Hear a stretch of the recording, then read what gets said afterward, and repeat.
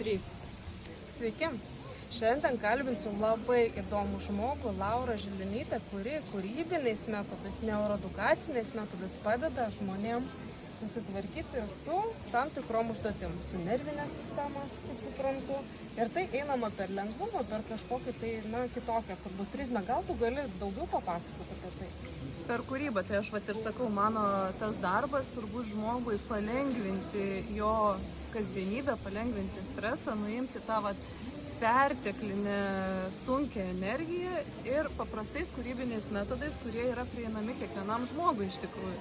Nors daug kas galvoja, kad aš nemeniškas, negaliu ten kurti, negaliu piešti, bet kūryba tikrai ne apie tai, tai yra daugiau apie procesą. Kaip ir mano manimų nervinė sistema, jinai įsitempia tada, kada mes trūks, plyš, turim padaryti kažką iki galo ir mes žiūrim tik tai į tą tikslą, pamiršdami tą fainą, paprastą procesą, kuris tikrai labai stipriai gali atpalaiduoti. O kaip žmogus gali kasdienybėje save atpažinti, kada jis strese, pavyzdžiui?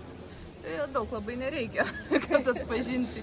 Jeigu jau matai, kad nesusitvarkai su paprastom užduotim, mintis kažkur tik klaidžioja, nebegali atlikti įprastų užduočių arba pakomentuoja kas nors dažnai iš artimų rato, kad žiūrėk, pas tu čia kažkoks įsitempęs, pečiai įsitempę, viskas, reikia stabdyti arklius, pasižiūrėti dėl ko, ką tu darai ir galbūt tos 10 minučių tiesiog pasivaikščiojimo, prasipiešimo, nes ta kūryba nėra tik tai piešimas. Iš esmės mes kūrėm kiekvieną dieną gėlę sodindami, dar tada, kada esam tam fainam procese.